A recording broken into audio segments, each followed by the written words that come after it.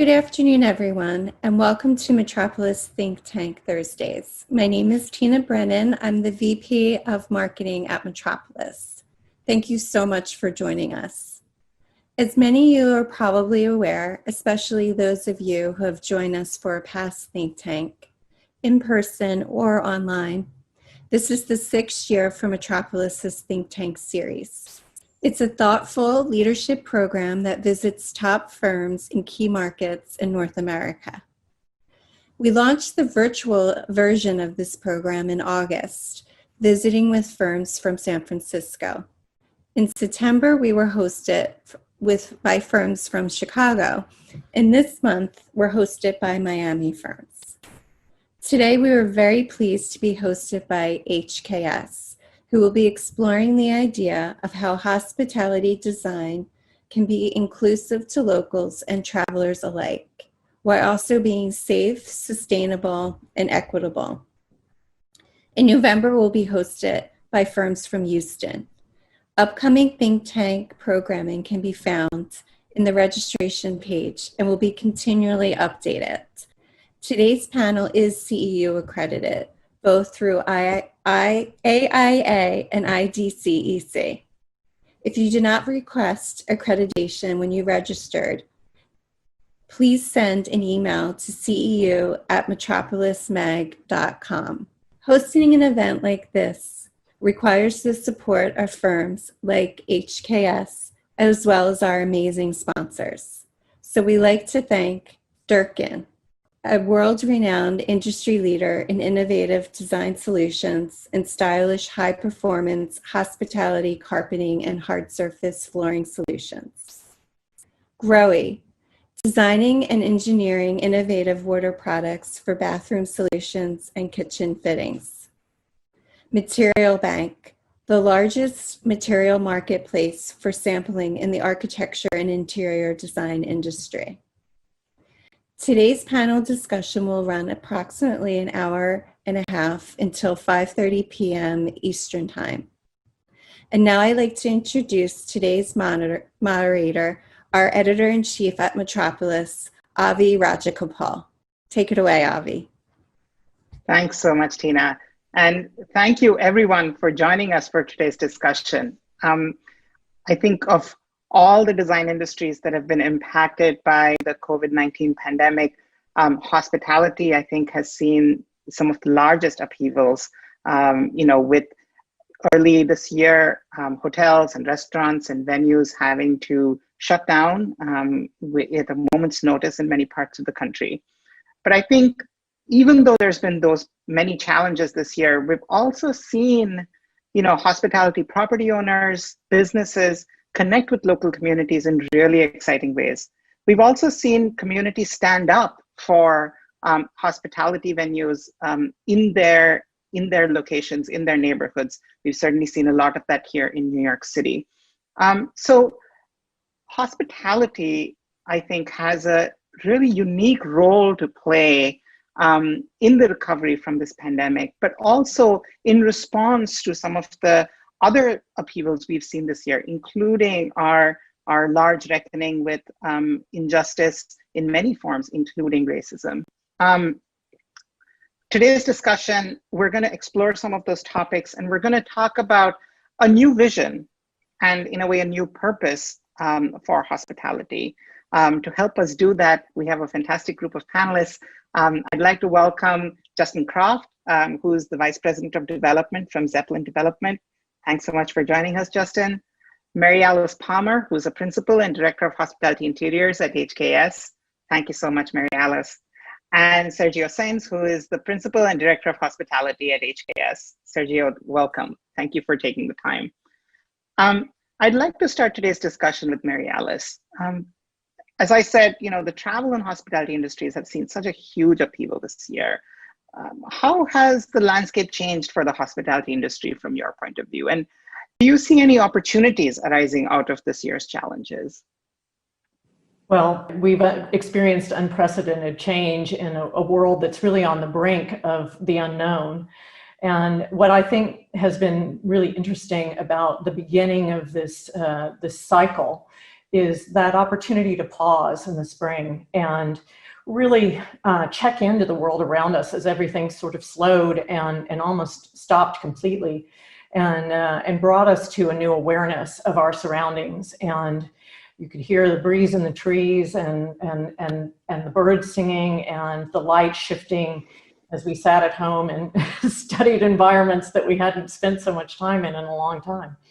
And so I think that has allowed us to really internalize a shift that has been a major shift in the way that we think about what's important to us, what our values are, and that shift has then expanded into all of our work, and whether that's the design work or the development or the travel industry in general. Why are we motivated now, and what is it that we are looking for? What drives us? What are the psychographics of this change? And how do we approach that new why in the most successful way to address these new circumstances? And I think that that's really given particularly all the largest brands the opportunity to reevaluate the way that they proceed with their properties and with their staffing and the way that they approach their brand dynamics. It is that shift, I think, has given us a sense of vulnerability and that sort of checking in with our values, as I said, and that we have found, as you said, a lot of disparate opinions that have come up and real clashes of those kinds of values. But I think that deeply, the majority of people across the globe have really discovered a oneness or a feeling of community that goes beyond anything else we've experienced, because we are all experiencing something that is the same all over the globe.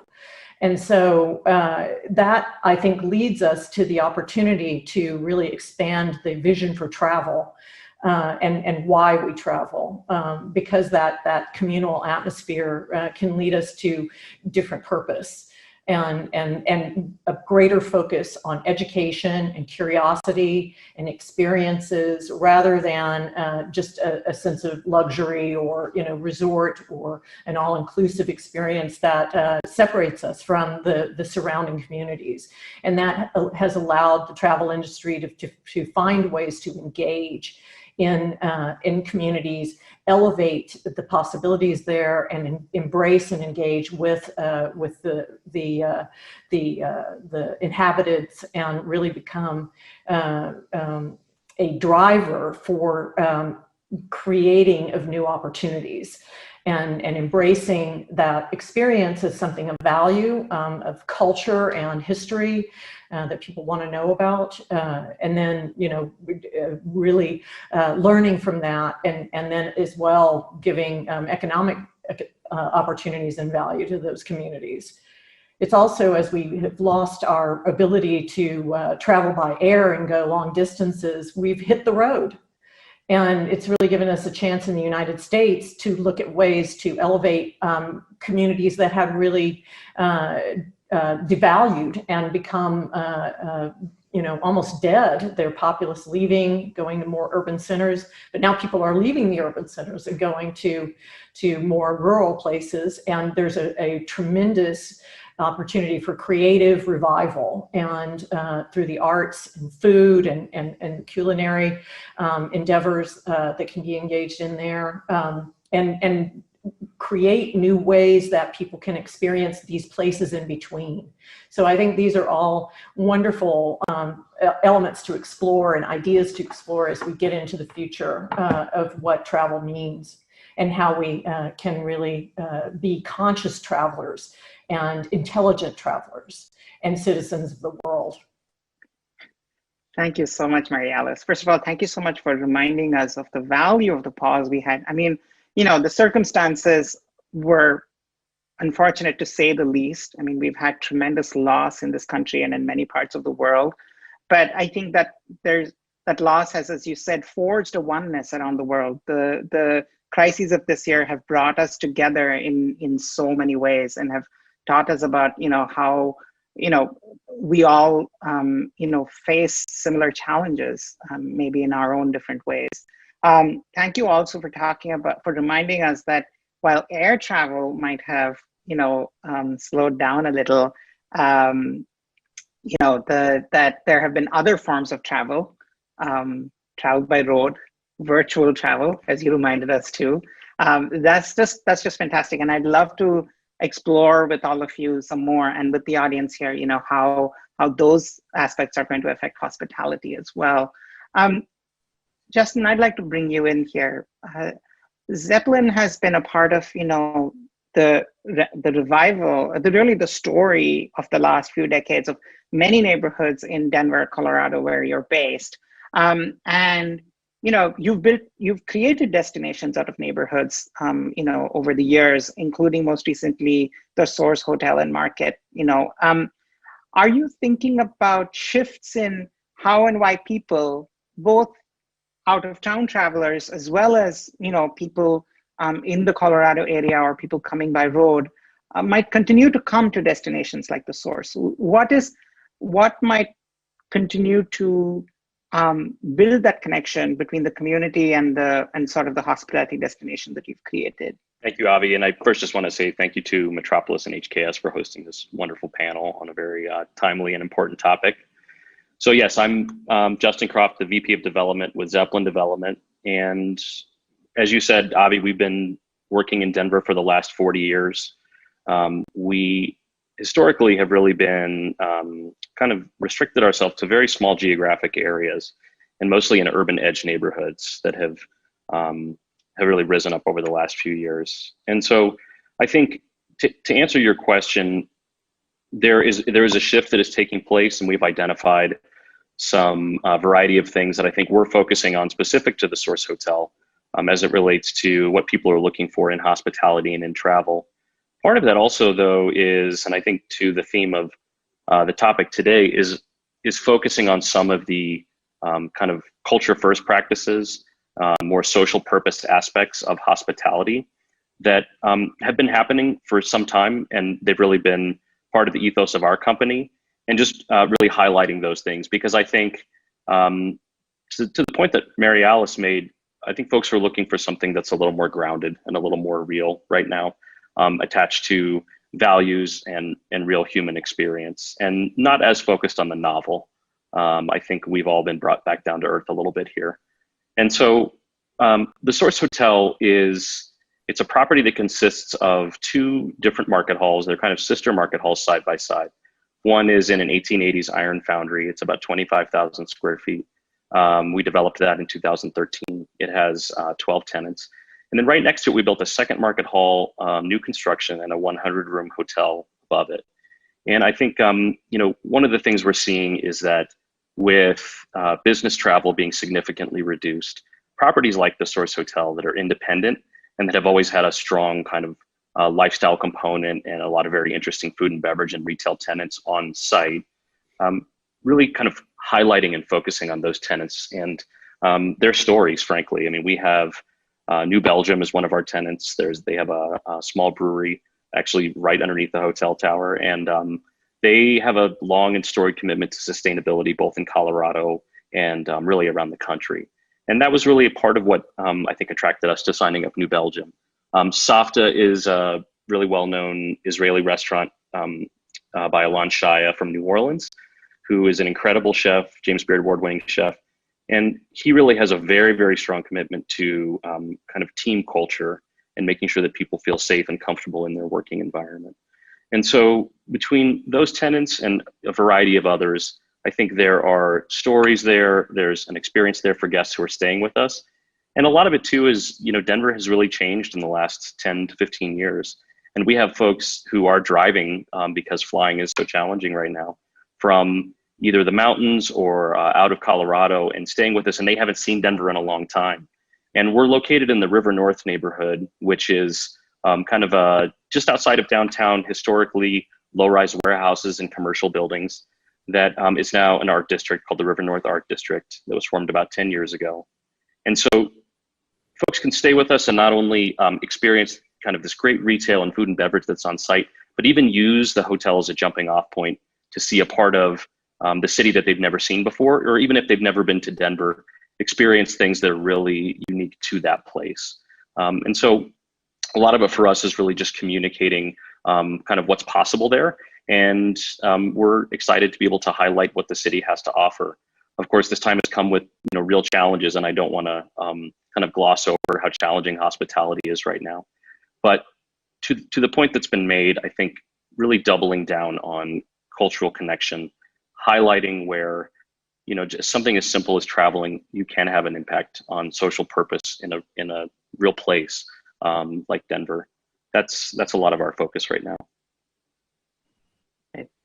Thank you so much, Justin. I think thank you also for reminding us, hospitality is such a powerful connector, and it can create both sort of a cultural basis as well as an economic or business basis for people to connect with each other.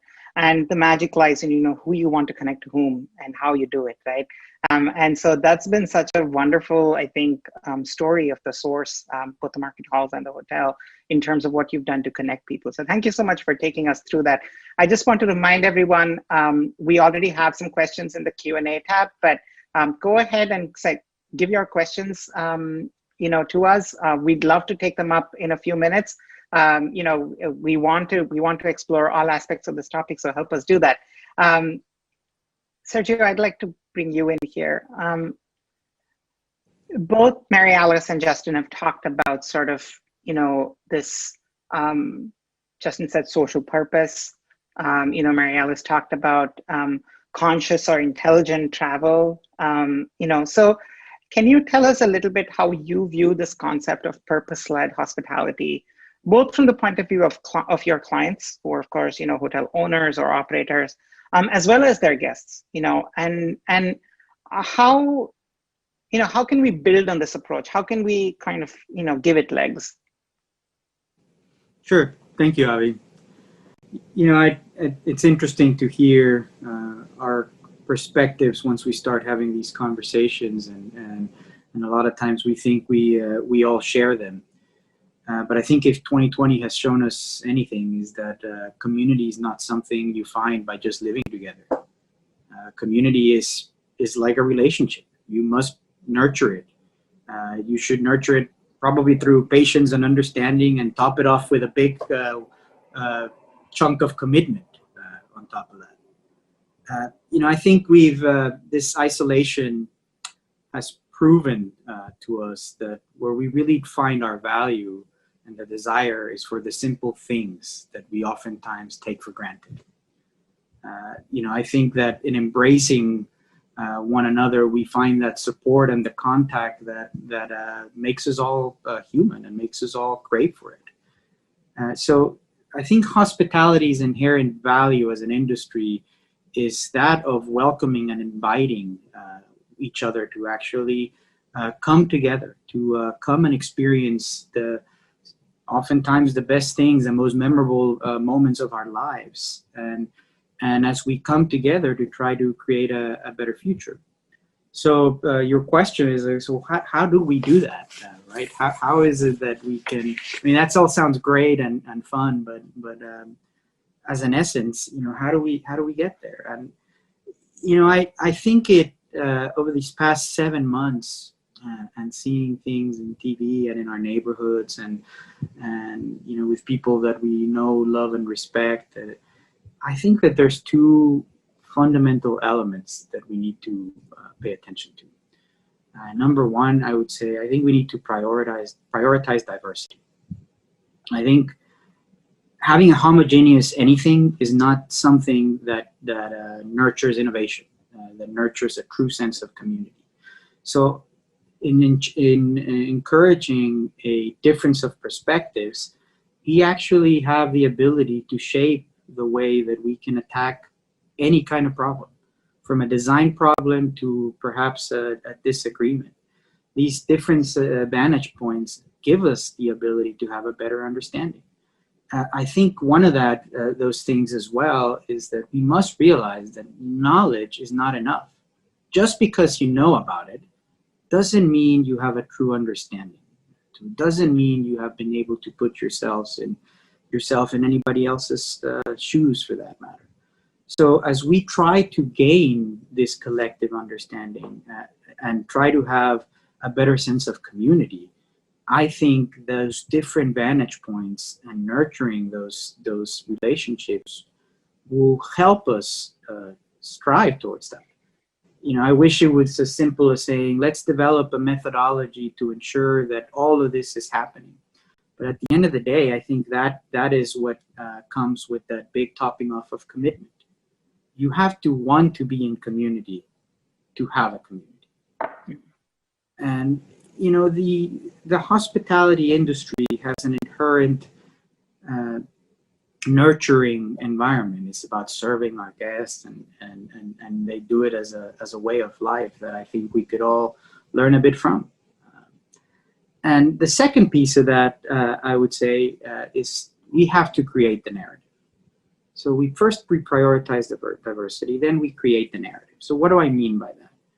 So if hospitality is about welcoming guests to an extraordinary experience, something that's not part of your daily routine, then whether you're a proven road warrior or you're celebrating life or expanding your business opportunities or just looking for some good old fun, I think the narrative of connectivity and engagement is one that we must be open to as persons and then as people.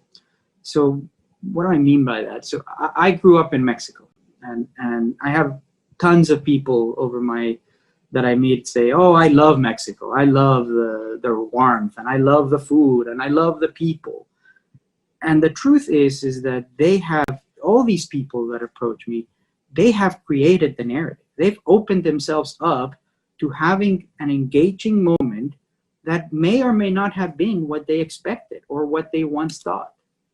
And perhaps that's a simple example, but after all, travel is the only thing you buy that makes you richer. It's so true. I think, thank you for reminding us, that travel is about, expanding your horizons. It's about encountering points of view and perspectives that are different from your own. That can be a really powerful aspect of travel. Also, diversity. Thank you for bringing up diversity as a key tool here. I think the hospitality industry, of course, encourages people to go to many places to encounter other people, but also, traditionally in hospitality, the communities or socioeconomic circumstances that staff or operators come from is very different from the socioeconomic circumstances or communities that guests come from.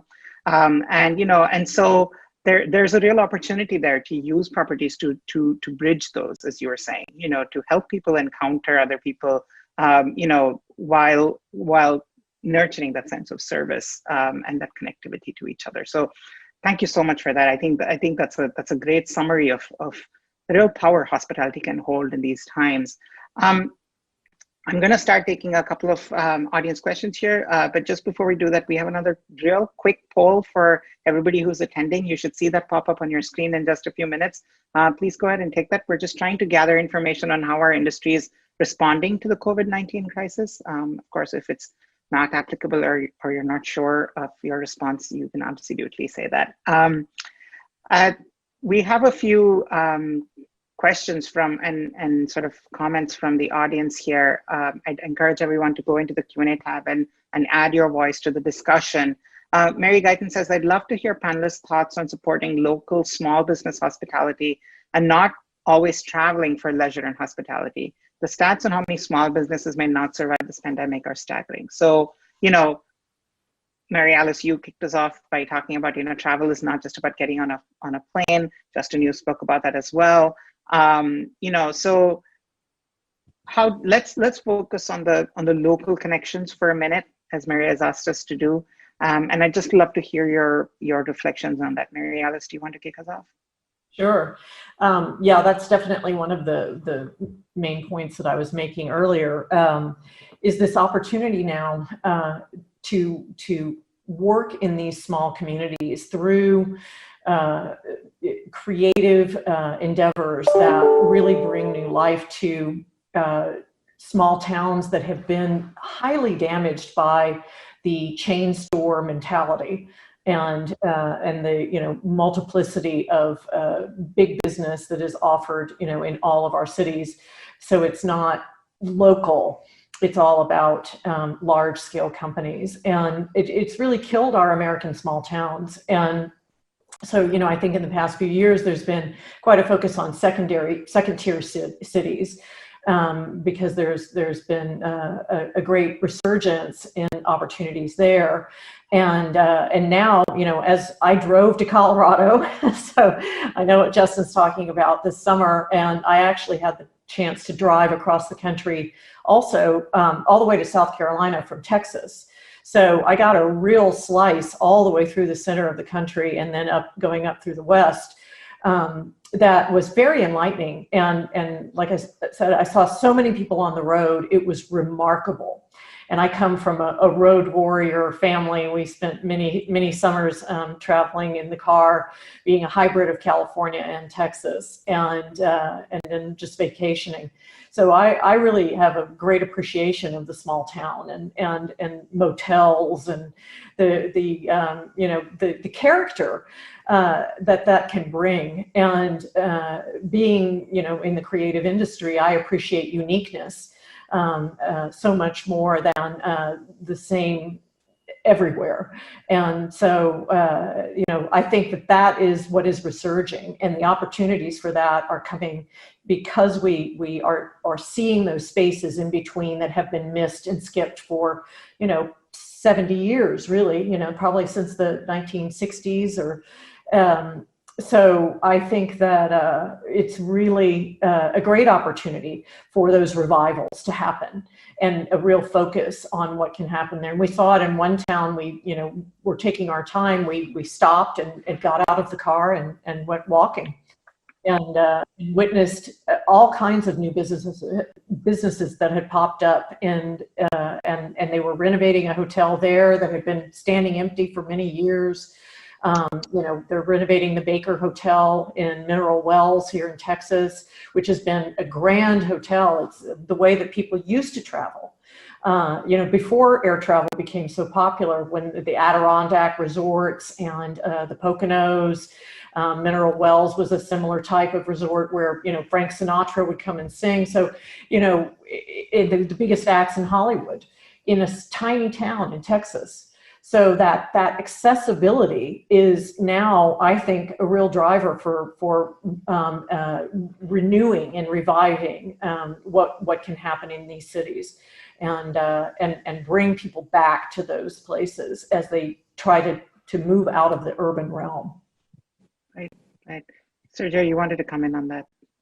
Yeah, I wanted to make two comments actually. So one of those things is spot on with what Mary Alice was talking about, which is the idea of engaging with those smaller communities.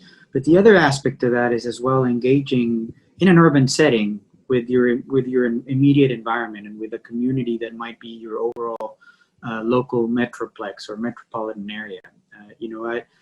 We had we have within HKS we have a research institute, and in doing that we have projects that we call incubators, which is we say anybody within HKS can come up with an idea that they want to do further research on, and we had two visionary young ladies that came up with the thought that they wanted to figure out how to make hotels pre-COVID better engage with the community that surrounds them. So they've been working on that for the past 7 months, which it's been an interesting ride from the idea of the theory and the thought behind. We think that we should do more with what Justin and Zeppelin are doing, and it should be embedded with going through and trying to prove that thesis. So, we'll in a few weeks we'll have the first portion of that we can share with true findings, with the idea of engaging with those that Justin has true data from on that. So I'm going to let him talk about that. Justin, that's your cue. Well, great. Well, yes, I could provide some feedback. So, yeah, kind of on the ground, what's happening, today in that realm. So as I mentioned earlier, the source is this complex. There's roughly 25 independent tenants there, and they are all independent. None of them are chains. And I think what happens in a situation like that is there's sort of a few different layers of resiliency that are offered for independent businesses, whether it's food and beverage or retail. And those kind of look like this. And I think these were ideas that are in some ways as old as human history, the market concept, the idea that the sum is greater than its individual component parts. And so I think that continues to work well. But some of the specific things that I'm seeing are, one, the idea that you have travelers coming to the property. That is in some ways in and of itself enticing to the local population, because you get this sort of mixture, and Sergio brought up this idea of diversity and how critical that is to both experience and innovation. You have travelers mixing with people who are local. They both feel like they're sort of experiencing something real. And so the individual retailers and restaurants benefit from that. You also have, in our case, a developer who is really engaged and interested in the day-to-day life of that property. And so we're able to do things like engage in marketing initiatives that we initiate that, say, our small bakery that only has 3 employees probably would not be able to engage in on their own. But we know that it's going to benefit all of the different retailers there. And so sort of the scale of the project allows us to do that. And another thing that we're seeing, sort of the local patrons of these different restaurants and retailers who really cherish them and want them to survive through COVID-19. So whether it's, we had folks that were buying a significant number of gift certificates from some of our restaurants that were otherwise closed, knowing that was going to allow them to reopen, and just now starting to use those. And then we also have an incredible commitment really from the local press. And I think that's something that we're so thankful for. We had a media day for our newest restaurant there called Tamaki Den, which is an outpost of Sushi Den, which is a long-standing, if you've been to Denver, very, very famous sushi restaurant here. And we went around and really thanked them and said, your commitment to telling this story and really highlighting what's going on here is going to allow these guys to really make it through this time. And so there is sort of, everybody pulling together, rising tide mentality there. And I think the hospitality piece of that is critical. Right. Thank you all so much. I think, this question about what we can do, that, the local has become suddenly so much more important for hospitality, not just in a sense of, it's a draw for people from outside to come in, but rather, a very critical element of business, in keeping business afloat, resiliency, as Justin said.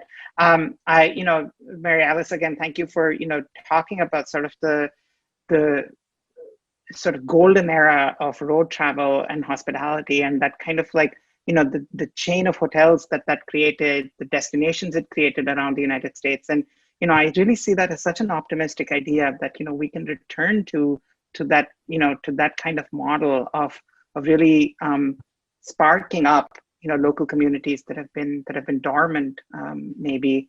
And Sergio, thank you for talking to us about that research initiative. I'm sure we're all going to keep an eye out for the results when they come out later. And certainly, at Metropolis, we'll do our best to report that out as well. But, I think, Justin, your comment about rising tides, I think you laid out a couple of really interesting strategies there. Certainly building community among hospitality properties and hospitality sort of offerings. That's really an interesting idea, I think, for hospitality designers to kind of take on board, is, what kind of partnerships can they help forge? Who can they bring in, working with the experts in programming and strategy and purchasing and marketing and so on. How can they help build those brands to a point where, there's a lot of give and take. And also, as we said, you remind us again about the real support we've seen in local communities for their, hospitality venues, whether it's restaurants or bars or even, bakeries, cafes, retail outlets.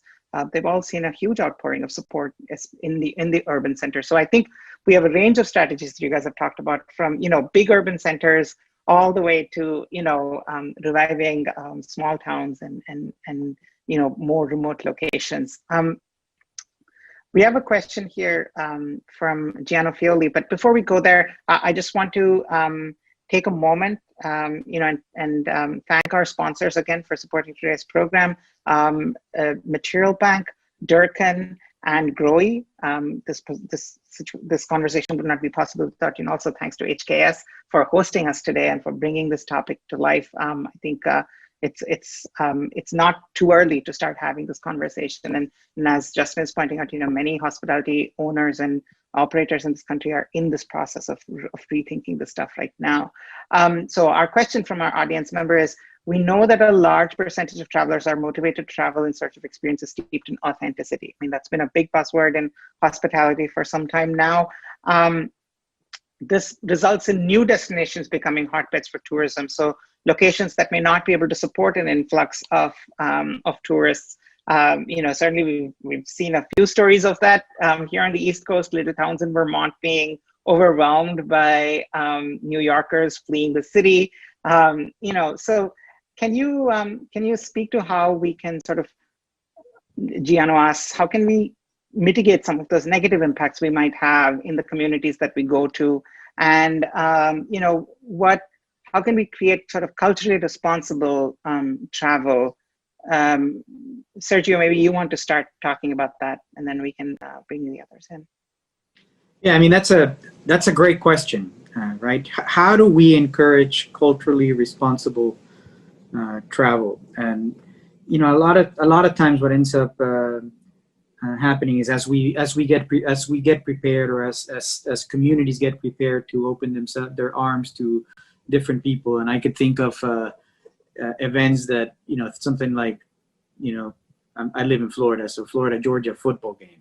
You want to talk about communities being inundated, or down in Miami, UMFSU, or things that are, you don't design for necessarily, because they're the Easter Sunday example. And what ends up taking place is for those people that are a part of that community, it really becomes more of a nuisance than an opening piece. So through this, it's as a design technique or as a design element, what we try to think for is how do we move through this so that we can make sure that everybody's experience is as enriched as it should be. And the short answer is there is not a simple, easy answer to communicate that. The short answer is that oftentimes it befalls upon those members of the community to understand that some of these things might take place, and that not everybody has the same customs, for lack of a better word. I remember, going to Singapore and having to put your chewing gum away at the airplane, or throw it away actually. And it's the differences of the examples of how we actually attack our cultural differences are oftentimes to just trying to be open about it, even when we're not ready for it. So I wish I had a much better, much more direct answer to say as a solution, but I'm open to hearing anyone else's thoughts if they want to put it on the chat as well. I think that's an age-old problem, because I grew up in a lot of kind of resort-style towns that have 90% transient community, and you've always got the locals who are going to feel put out by the inconvenience, perhaps, of a mass surge of travelers during a seasonal or high season. And I think that it's a difficult. There's no real answer to it other than if the community is benefiting and there is a real uptick in revenue generated by that tourism, then I think that people feel a little bit better in the end. And as our previous question highlighted, how do we bring these small businesses back and really generate new opportunities? And I think hospitality is one of the greatest generator of those kinds of opportunities for employment, not only within the hotel, but bringing opportunities for small businesses through kind of curated experiences for the guests to engage in the community in positive ways and learn things. And I think that that makes a much more conscious traveler, as we're talking about, an intelligent traveler, because as they become aware of those who actually live there, the locals, I think they have a much greater respect and engage in the community in a way that is very respectful and creates value, that then does not create a disadvantage for people living there. It actually elevates their opportunities and their ability to create and make business in ways that they may not have had before. It's symbiotic, isn't it? Mm-hmm. I'll kind of tie in off from what Mary Alice said. I think, you know, to the degree that communities can tell the story of what's happening there, the history of that place, the nature of that place, and really invite travelers in, that's what they're looking for anyway. And so there's sort of an open door to, if there's sort of intentionality and maybe a certain level of sophistication within a community to be able to tell their stories, I think that gets us partially there. There are some other really interesting, I guess, much more finite kind of nuts and bolts ways that I've seen just really in the community where we work. A number of developers and artists several years ago got together and formed a business improvement district in the River North neighborhood in Denver. And I chaired that district for the last 5 years. And business improvement districts typically are used for things like enhanced security or trash pickup, that kind of thing. We sort of reimagined what a business improvement district could be used for and effectively created something that is almost like a social, maybe cultural tax. Dollars come in from all of the businesses within, it's about a mile square, and it's a fairly sizable budget. And then those are allocated annually in a budget that is overseen by a board that includes some developers, quite a few artists, and small business owners, and even nonprofit leaders. And so that budget tends to reflect the diversity of that community.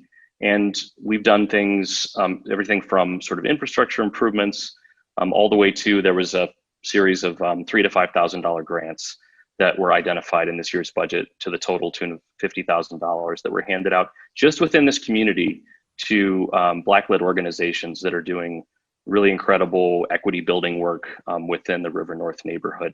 So I think there's a storytelling piece, then there's a real sort of value capture piece where if you're traveling to that community, some of the dollars that you're spending are actually going to enhance and support the people who live and work there. Absolutely. Thank you so much for that example, Justin. You know, hospitality within cities, you know, can often be, you know, the harbinger of what's become the big bad G word, right? So often not accused of being gentrifiers. People are like, if the cafes start popping up, then, you know, rents are going up. You know, so I think this idea of really brass tacks, you know, building mechanisms of governing revenue within neighborhoods is really, really important for building paths for revenue. As Mary Alice said, revenue can be a great kind of, you know, compensation in terms of, you know, having that, you know, discomfort or having that inconvenience of outsiders come into your neighborhood all the time. But then the question is, how is that revenue then shared in the neighborhood, within the community? You know, what is it allocated to, and so on. So thank you so much for that. That's a fantastic example of a real way in which, you know, we can kind of counter some of the ill effects of that. There's one question, since we're talking about this local dynamic, I'd love to bring a question that's a little further down on our list here. Angela Hinton says, do you foresee more specification by designers of local makers and sources as a way of further engaging and incorporating the local community? I think this is a question maybe for Mary Alice. Is specification a tool in interior designers' hands in this? Absolutely. I believe wholeheartedly in trying to buy local as much as possible and give that story real legs within the narrative of the hotel that we're working with, and allow that to be a really special part of the experience. because people then learn about what is being produced there, the creativity in the community, opportunities to then perhaps purchase something for themselves. That is a wonderful memento, or even, a big piece of furniture, or a large artwork. Could be anything. Often it comes in the form of artwork and accessories and things of that nature. But as an example, after the Hurricane Odile in Cabo a few years ago, we remodeled Esperanza, which is a resort right on the coast there. And we had a very short time to do it. And so we went to all of our resources in Mexico, and we literally designed from scratch every stick of furniture, every single thing, every artwork, and reinterpreted Mexican craft in a very sort of fresh way for the future. And so we had all of these wonderful artisans and suppliers, manufacturers and ceramicists, and everything that was there then became a real draw to the guests in their experience. And as the hotel staff was very educated in the stories related to that. And so they were able to really share that with the guests in their experience. And I've had more responses from guests subsequently than you can possibly imagine, more than on any other project, because everything had such a personality and such a character that really was so unique. And that's, to me, the most successful way of designing an experience for guests in the hospitality industry, is to be able to tell those stories and have them have a realism that is very locally based. Right.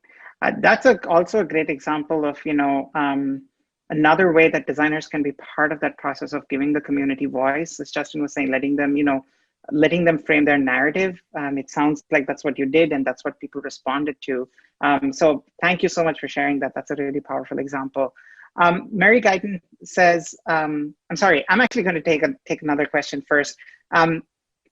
Wendy Derini says, is there a post-COVID delineation between the tourist traveler and the intentional traveler? I mean, I guess there's is there almost a category broader than business travel, I guess? And how do we identify it? I mean, are any of you thinking of new profiles of travelers at this point? Like, I mean, has it changed our traditional notions of tourism versus business travel, long-term stay, short-term stay, those things? I think it's something that certainly, I'm not sure that I'm ready to go as far as saying that it redefines the category of travel. I think it redefines a little bit, or at least currently, the behavior of those travelers. As you can tell, you probably tell, I'm in a hotel room right now. So I am traveling for business, and I think the behavior is, I would ordinarily go out to dinner with a client, or that is less likely to happen nowadays. And you could see some much better than others, anticipating those behavioral changes and actually trying to solve for them, whether they have the ability to create pop-up outdoor venues to allow for people to feel perhaps a bit more comfortable. Or if they don't have the abilities, I've seen some partner with local restaurants and say, you come and be my local outdoor venue. I saw a place that I won't say the name, but here in Florida, that was doing that with trucks, with food trucks, kind of out in the parking lot. And I thought, oh, well, that's actually pretty interesting to be able to do that. I can't tell you how successful it is. I also think that we see the change of pattern in the level of comfort for those of us that are looking for travel from a leisure perspective, where we've seen a significant uptick of the drive-up destinations and the behavior of those drive-up destinations and how we're servicing. And perhaps the bar isn't open, but we're stocking mini bars maybe a little bit more often. Or if you're a family destination, is the pool environment and how you make that open and feel, and the chaise lounges and so on and so forth. So I think a lot of that is still 7 months or 7+ months into it in our part of the world, a bit on the reactionary side. Everybody's still trying to gauge their way as to how to make the best of a current situation. I think the understanding of and the acquisition of that knowledge and the process of it to understand it might have some of us looking at design solutions over the next few months and year as we learn more from it. As you recall, when we first started this back in March, it was all about surfaces. Right? That's what we knew at the time. Is like, don't touch this and wipe everything. And now we realize that, where we were thinking, well, luxury resorts would probably do better because they have more staff to clean everything. Well, it turns out it's people, right? So how is more staff a good thing or not? So. Right. And now, and indoor air quality, so a lot of, hospitality furnishings and so on, thinking back a little bit to our specification question, I think priorities might shift. There's a related question here, so I just wanted to bring that up. Adele Cortelon says, future pandemics may be inevitable. We're still in this one, and I know, we it's our nature to try and prepare.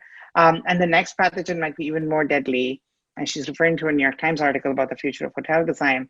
And she says, do you think reactionary design measures like, contactless room controls, robotic servers, pop-up dining areas, are those likely to stay, even after we find a, cure and so on? So the kind of things we're talking about, Sergio, that you were talking about in the last 7 months, are those here to stay? And then Justin, maybe you can talk to us from your experience with the source as well.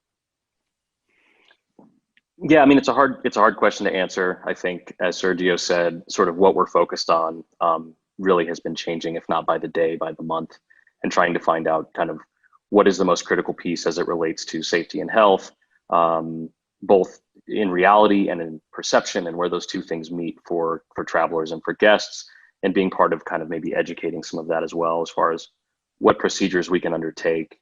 I think as it relates to sort of the physical environment, again, just going to talk about the Source Hotel. So Dina Architects, based in Jackson, Wyoming, was the architect on that project. And his approach was really to take advantage of the natural environment as much as possible. And Colorado has a very dry climate. It's very sunny. It's warm 8+ months out of the year. And so we did a number of different things that take advantage of that. And that includes both in public spaces and in a number of the hotel rooms, there's actually an operable glass garage door that you can open with the press of a button. And it effectively moves one entire wall out of the way. Of course, we didn't design that with COVID in mind, but I think the point is that there are some areas where sort of designing for what's going to be the best experience for human beings, I think, can also have kind of a positive impact when it comes to looking at future pandemics or safety measures. Ventilation, we know, is a huge thing. And I think we are fortunate in Colorado in that we're able to do that. Areas where you have to be in an air-conditioned zone, most of the year, it's a totally different challenge. But there's other things, like we designed our public spaces with at least 22-foot ceilings. So these huge volumes of space, so that even when we're closed up in the wintertime, there's a sense that you're not in a very confined area, right? And then the surfaces is another thing. I think we actually did design the hotel with a number of hard surfaces, really because we knew that guests were just in general concerned about the cleanliness of hotel rooms. This is obviously before COVID. And so whether it's concrete floors with just, a couple of different rugs, or a lot of wood in the rooms, they're easily cleaned, but still provide some warmth and some comfort. So as far as sort of tech solutions to pandemic, I don't know that I can really speak with any expertise on that. But what I can say is that the role of design in providing spaces that are safe, full of fresh air, natural light, and nice clean surfaces is something that designers play a pivotal role in. I think design is about problem solving, and that puts us in a unique position to or filling a need, finding a solution to fill a need. And so it gives us the opportunity to be on the forefront of these issues. And while we may not have all the answers right now, I think we can design for that change. And I think what Justin brought up about the human experience, you know, that we can't just turn to technology as a solution. There has to be a balance, and you know, the very meaning of hospitality is a welcome. And so, is that really successful with a lot of technology? And I've spoken on this with Avixa, and that idea of, you know, you can't really have a luxurious experience without trust and without the human touch. And I mean the human touch, not so much physically, but that connection. And so, you know, if we lose that, I think we've lost something significant. And, you know, I think we're all perhaps a little zoomed out. And so we see the effect of technology as we have had to engage in that as a substitute for our connection. And so, you know, I think that going forward, we have to evaluate and not be reactionary, as Adele said. And make sure that we're creating experiences that are engaging and inviting and sustain that feeling that we are still of value. A quick connected question here, and I'd love to interpret it a little bit more broadly than I think it was meant. Paulo Oliveira says, how do you think this pandemic will affect jobs for designers and architects in the hospitality world? I don't know if Paula intended it to mean like, are we going to lose jobs? But you can certainly speak to that if you'd like, but also in terms of sort of what is that enhanced role maybe that designers are going to play, you know, in light of what Mary Alice and Justin just said, you know. Sergio, do you want to talk about that? I mean, is there something you're preparing your teams for in terms of a different role with your projects? You know, I think we've taken the approach, and we've been, in all honesty, we've been doing this for the past 2 or 3 years, particularly coming, take a step back for a second, but coming from looking at more than 10 years of growth, we've been thinking, okay, well, there's a recession coming. So how do we become more recession proof? And we've been working very diligently at that over the past couple of years, maybe a little more than that, in looking at how do we broaden our, and I'm going to say it this way, our circle of influence. And for us at HKS specifically, it has been about making sure that our design is deliberate.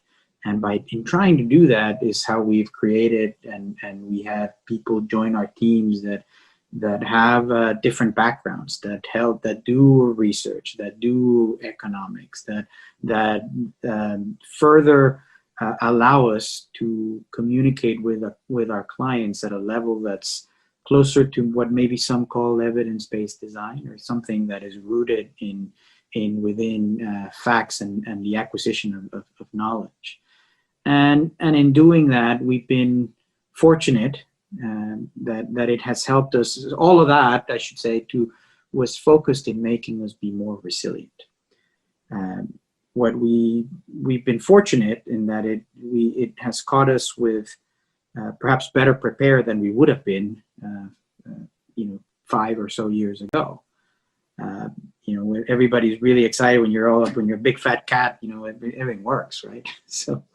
So from that vantage point, the opportunity for us, and perhaps what we got caught in the middle of doing, is to make sure that we continue to strive to impart upon a very resilient culture, and a bigger, and this is no pun intended, but it's a true reality of it, a better connection to our community. So right now our conversations are about, this is something that we never thought could happen, which, we're in the business of hospitality, so it's very far reaching, but we're all living through the same scenario across the globe. And it turns out that, having better connections to the locales, to the communities in which we actually work, is something that could help broaden our ability to be more resilient.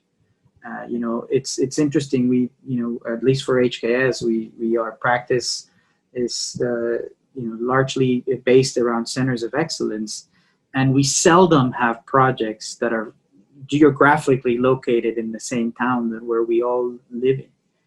And we say, okay, well, that was an opportunity that, Monday morning quarterback, we probably should have planned for that a little better. Right. Yeah, thank you, Sergio. That's a great lesson for I think all of us. Get to know the people in the places that you're building in, and they might show you the way out when times get tough, right? And understanding them is so important. So thank you for that. And we all get by with a little help from our friends, right? Somebody exactly. very wise said that once. Exactly. We have one more question about sort of project types, and I'd love to bring that up. Bar Stark says, has the pandemic shifted your focus on being more creatively involved in single-family or short-term rental properties? There's been a significant move towards vacationing in short-term rentals versus hotels. Short-term rentals, not just Airbnb, but many big hotel chains have now got into that model as well. Is that something you're looking at? Is that a more sort of pandemic-proof model as well? For us, it's not so much in the sense of an Airbnb or of that type, but we have been involved in a couple of projects with Sergio's team in Mexico that are single family, but geared towards receiving, a single group or one family as guests, and giving them an experience that has to do with the local. And this particular one that I'm speaking of is in San Miguel de Allende. So they have a mezcal experience, and they're looking at different ways of making that a real destination for single groups or travelers independently.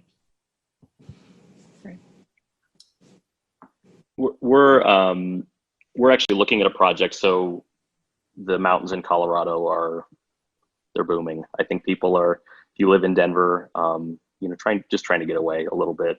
And we're lucky to live next to some of the most beautiful sort of alpine environments in the world. So I think while projects in the city really will continue to benefit from highlighting the very best things that the city has to offer, and kind of the most interesting entrepreneurs and craftspeople in the city, right? I think the idea for building in the mountains is more creating a little bit of a longer stay. And so we're actually looking at doing a series of A-frames that are on kind of an area that's pretty heavily wooded, and just hearkening back to some nostalgia, but also providing our guests with a place that is really their own. All four walls, it's just them, and they can stay for 3 or 4 or 5 nights and really just sort of relax and maybe recuperate a little bit and connect with the natural environment. And it's only about 90 minutes away from Denver, so it can be a quick trip or it can be a longer stay. Sergio, you wanted to come in too? Yeah, just it's interesting because these type of environments that we're describing tend to follow maybe a little bit of the model of if you build it, they will come. Right? You think that there's going to be a want and a need for it, and we're looking and working with a project with a Caribbean island that is basically saying, okay, what do I need to do to incentivize what is often in these places a very large percentage of their economy, and they're doing it through policy by allowing visas that are for a longer stay than normal, up to a year, without having to incur in fiscal implications like you would do in a lot of other places. So therefore incentivizing these other people that say, oh, okay, well then I will build it because I know people will come. So it's interesting to see, we think as an industry, well, we have all this ability to perhaps influence the way that things go, but I think we're going to see some communities in America try to actually have a better and a bigger hand at maybe forcing, if you build it, they will come, and having a bigger impact to that. So. if anybody out there is listening and is looking for an architect, we know. In an interior design. I mean, that goes to the kind of campaign that they've been doing in the Caribbean about why not work from here? Right. You're not in an office where you could be here. We've all learned how to do that remotely, haven't we? Yeah. Literally be anywhere. Yeah. Just a reminder, we're here talking about conscious travel and purpose-led hospitality with Justin Croft from Zeppelin Development, Sergio Sainz from HKS, and Mary Alice Palmer also from HKS. And we've covered a lot of amazing things. We've covered a lot of dimensions of how hospitality properties connect with local communities, the business aspect of that, the cultural aspect of that, diversity, equity, a lot of different focus points there. We've just done a lot of talking about hospitality in the age of COVID-19 and, how many different aspects might change, including, property types. We've talked about, the reasons why people travel. We've talked about incentives most recently now. And Sergio, thank you for bringing up the policy piece. That's always, of course, critical to all the work that we do. I'd like to thank again our sponsors for today's event, Material Bank, Durkin, and Grohe for making this discussion possible. We have a couple more questions here from the audience. If anyone listening wants to get in a last question, here's your chance. Get it in the Q&A box, and we'll get it addressed. We have a couple of questions now talking about sustainability, as a purpose, and as a conscious choice. And there's a little bit of conundrum here. Mary Guyton says, what does environmentally conscious travel look like? I know this has been a growing movement in the hospitality industry. She says, one of the silver linings we've seen is a reduction in carbon emissions from less travel worldwide. With the discussions of car travel over air travel, will that be ultimately positive or negative? How do we encourage large scale group travel again?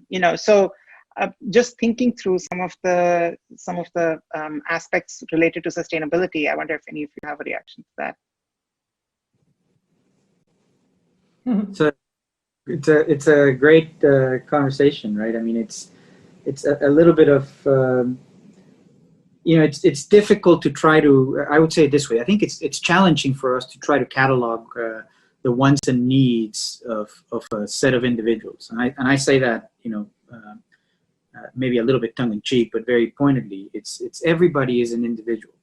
And in doing that, I think what's happening is we decide to work towards some elements that then will attract that group of like-minded individuals. And every time we do that, we get to learn and we get to ask, what are they looking for? What do they want?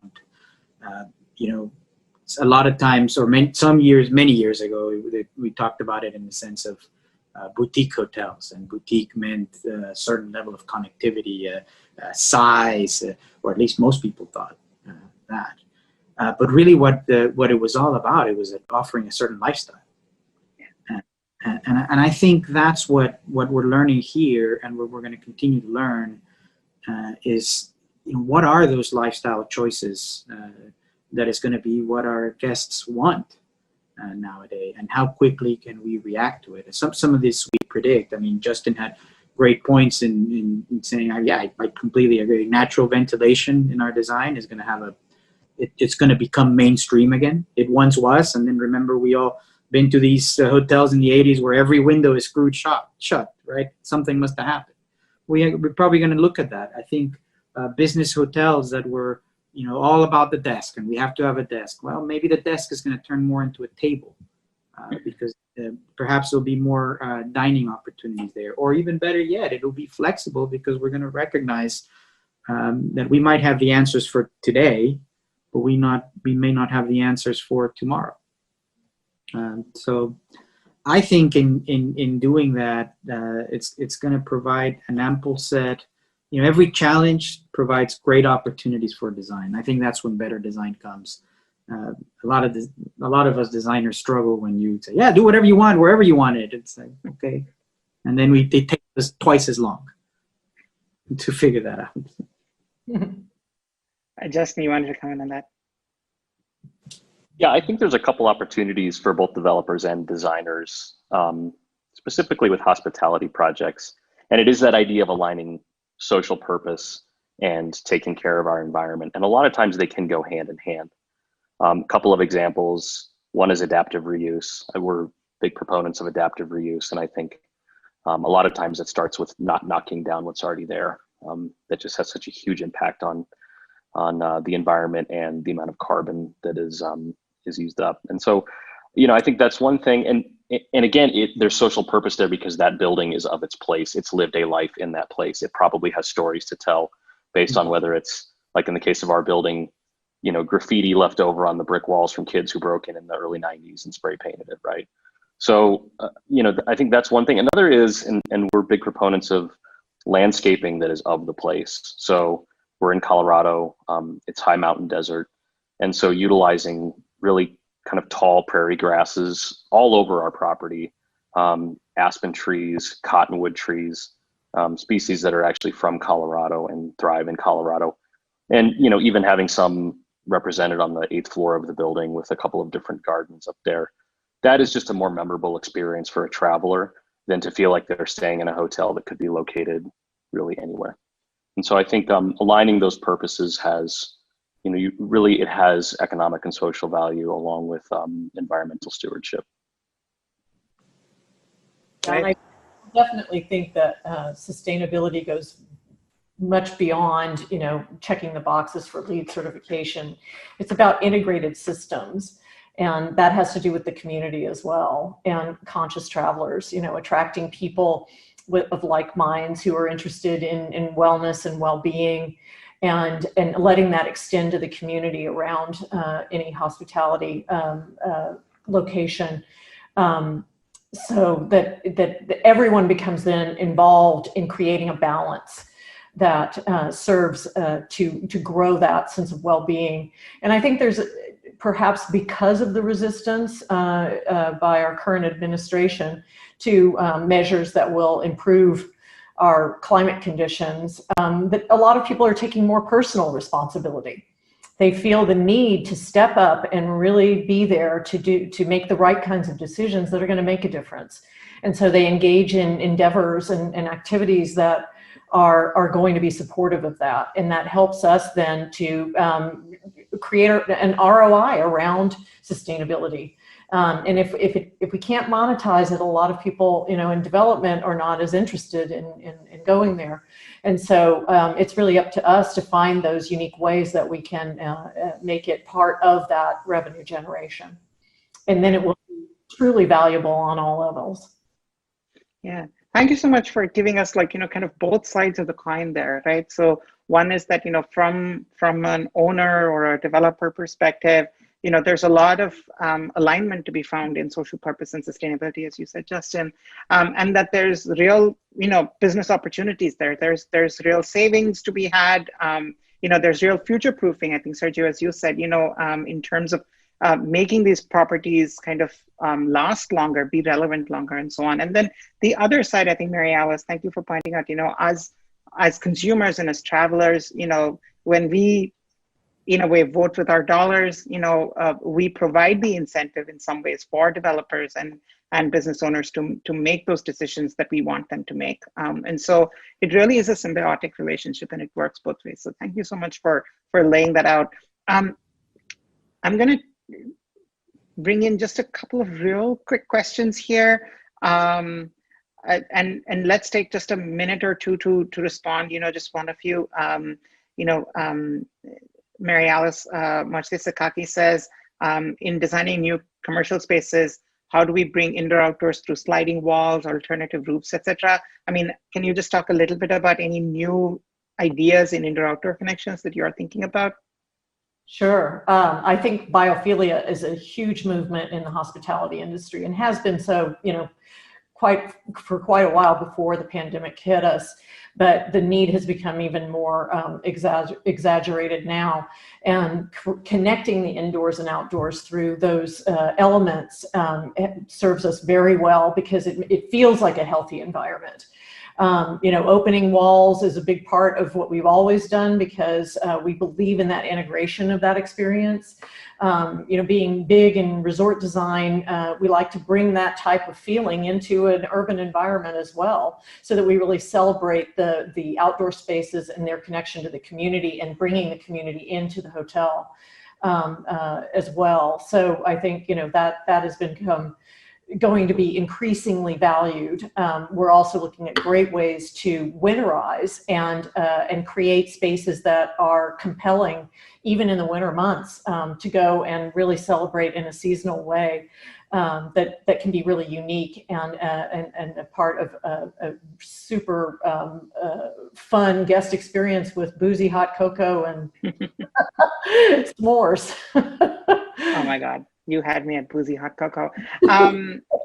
Sergio, Lauren Ditfield asks, is there a size or type of property, number of rooms that speaks more to the conscious traveler, for a balance of connection and safety? I know that, property size is such a complex equation. Justin, I'm sure you could speak to that too. There's a lot of factors that go into it, how much the community can support and, what's the demand and so on and so forth. But just broadly speaking, are we seeing any kind of right sizing in the hospitality industry?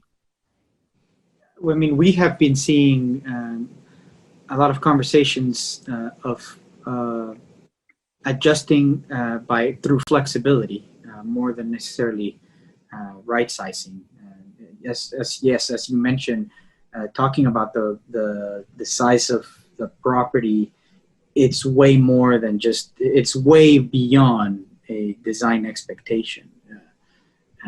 And there's many factors that go into that, and in doing that, the idea of understanding the community, the idea of understanding who and what else is around there. Now, I'm not sure if this is what perhaps Lauren is thinking or where he was coming from, but the properties that tend to self-describe as more for the conscious traveler do tend to be smaller, and in doing that, they have the ability to have a smaller footprint, which makes a big difference. Nonetheless, I think it's something that it's interesting to me that we talk about this, and it's, you're in New York City and you want to go to the Amazons and stay in a property that's in the middle of the Amazon and be conscious about it, but you spend way more than your annual carbon footprint just getting there, right? So now, I'm not saying you shouldn't think about it. Obviously, we need to be very mindful of that. But I gather, and I am personally more interested in making sure that it is a true holistic experience, and that I'm going to be well rooted within the culture, and that the person that perhaps I'm going to be cooking my meals with is somebody that grew up there, that understands the ingredients, that understands where that may came from, and it's not a necessarily a transplanted chef from somewhere else. So right. Yeah, certainly I think there's a whole world of carbon offsets and things like that that's growing now. So there's many ways to make the right decisions around travel and hospitality, and not all of those have to do with the hotel itself that you're staying at. So thank you so much for reminding us of that. Quick question for you, Justin. Sandra Cohen says, I'm seeing tremendous innovation and technology related to fast food, takeout, and curbside pickup. Do you see that translating the hotel industry in a positive way? I mean, based on your experience at the market halls, is there a future for that beyond, COVID-19? Definitely. There actually was an increase in takeout and delivery that had started before COVID. And I think COVID really accelerated, like many other trends, where you just see something that's already starting, and we've sort of compressed the time at which it's grown. There is a future for that, and again, just sort of an example of how we've responded to that demand for our restaurant tenants. We have 5 restaurants on the property. We didn't really see a strong need for valet there for several months, and so all the valet spots became curbside pickup spots. So it was a quick transformation. It was utilizing one of the assets that we already had. We set out QR codes, and so you could show up and you basically scan and you could order from there if you'd like, or if you'd already placed your order, the phone number was printed for the various restaurants you could call. They would bring it down to you, and then you were out and on your way back onto the road. So I think to the degree that there can be some sort of design thought behind how to facilitate cars picking up and moving on, that's going to be a larger share of the revenue for food and beverage, I think, for the foreseeable future. Right. Thanks so much, Justin. Thank you all so much for this conversation. It's been absolutely incredible. We've hit on some really big ideas here. I think, I think that could really form a sort of manifesto for the hospitality industry, not just in terms of, social action, but in terms of, a revival of business and really future-proofing and resiliency for whatever challenges might come our way. This has been absolutely incredible. Sergio, thank you so much right from the start for talking about diversity and talking about sort of making sure that we're listening to many different perspectives. Mary Alice, thank you so much for some really practical ways of connecting with community, for taking the right decisions as designers, and really staying open to many different possibilities. And Justin, of course, thank you for all the work that Zeppelin has been doing and all the things that you've helped spearhead in Denver around sort of building connections and opportunities for people. We're seeing a lot of great thank yous roll in the Q&A function as well. A quick reminder to everyone listening, this conversation, of course, has been recorded and will be available will be broadcast on DesignTV by SANDOW next Thursday at 1 p.m. Eastern time. So it'll be playing live on the home pages of Metropolis and Interior Design Magazine, as well as our Facebook pages. And then will become available on demand on our website, metropolismag.com/thinktank. So you can always come back and return to the conversation. We will also be reporting on today's insights in a future print issue of Metropolis, as well as online on metropolismag.com. So there's many ways for you to return to today's conversation if you'd like to. Next month, we're going to be with firms in Houston. So please look out for registration details on that. We're going to be talking about workplace design, and we have some really interesting and unique perspectives, including on healthcare workplaces, on fueling performance in all different kinds of workplaces. So there's some great conversations coming up. So please stay tuned to Think Tank Thursdays and join us then as well. One last time, a huge thank you to HKS for curating this conversation, for bringing all of us together, and for the amazing insights today. Thank you for hosting us. It's been such a pleasure. One last thanks also to our sponsors, Grohe, Durkin, and Material Bank, for making today's conversation possible. We truly appreciate the support. And thanks to all of you who've stayed engaged with us for the last hour and a half. We really appreciate all the questions and prompts. There were some really big questions that we left on the table. I apologize for that. Mark Palmer, I don't know if we had time to address where airports are going. I feel like that's a whole different conversation. But we got to as many perspectives as we could. Thank you so much all for your input and for your insights. Charting the way forward during times of crises, that's really the mark of resilience. Sergio spoke to us about how, in up times, you have to be thinking about, what happens when there's a downturn. Now that the downturn is on us, I think the question is, how can we use this opportunity? And today's panel has given us such amazing perspectives on how we can use this time to really drive forward some great goals in the hospitality industry. Thank you all so much for that. Thanks everyone for joining us, and have a great evening or afternoon, depending on where you are.